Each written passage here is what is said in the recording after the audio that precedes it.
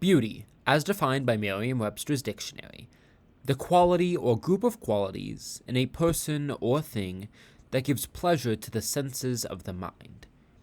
Synonyms: loveliness. So what is beautiful? What is beauty? It is beautiful, Steve. Yeah, it's pretty good, isn't it? I wonder if it remembers me.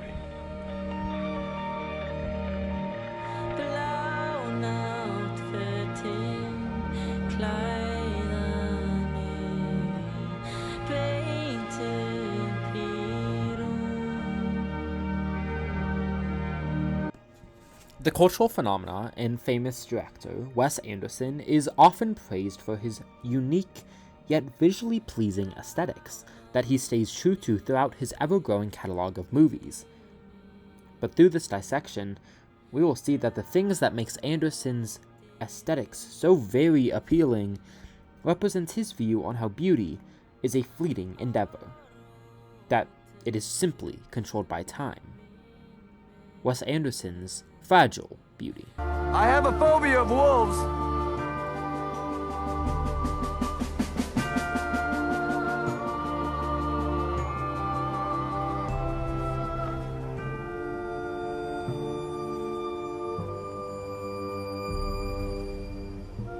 What a beautiful creature. Wish him luck, boys. Good luck out there.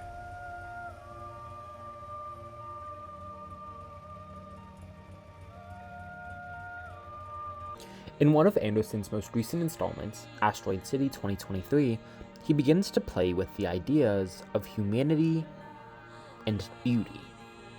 He begins to look at what it means to be human and what it means for something to be beautiful. Can there be beauty when asteroids may be raining down and when we're examining the unknown, such as space? To that, he leaves it up to the viewer. When I watch Asteroid City, I'm struck by how quickly beauty comes and goes. Like the film is reminding me that every moment is already slipping into memory, even as I experience it. The alien scene, for example, is not only funny, but also strange. It descends, looks around, and with some kind of innocent curiosity, it leaves.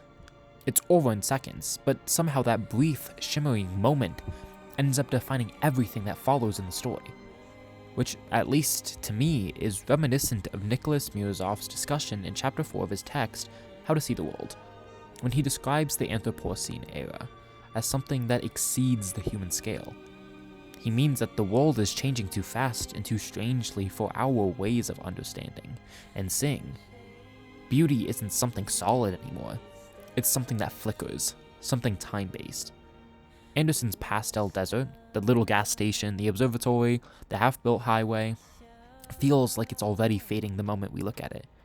It's beautiful, yes, but it's also temporary, fragile, and almost disposable, with some characters even asking how much longer are they going to be trapped in the asteroid city. And that's the part that gets to me.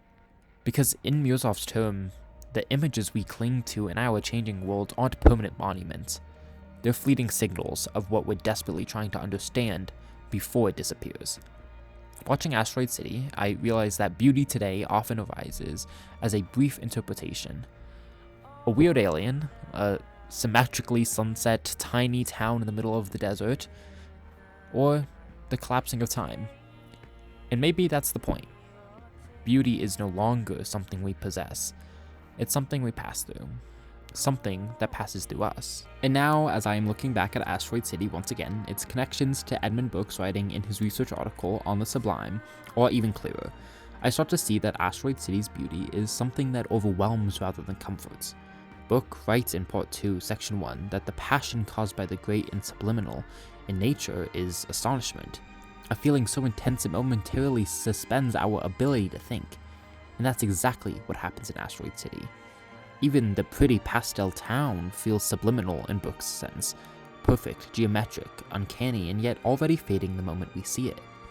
The beauty Anderson gives us isn't permanent or possessible, It hits us all at once, stops us in our tracks, and then dissolves us back into the weirdness of the world. And that's Wes Anderson's style, a glamorized version of the subliminal. That's what makes it so powerful. Beauty in Asteroid City is a fleeting endeavor. So with all of that, I have one final message, or I guess a poem, from Ralph Emerson. Who gave thy beauty the keys of this breast to credulous lover of blessed and unblessed?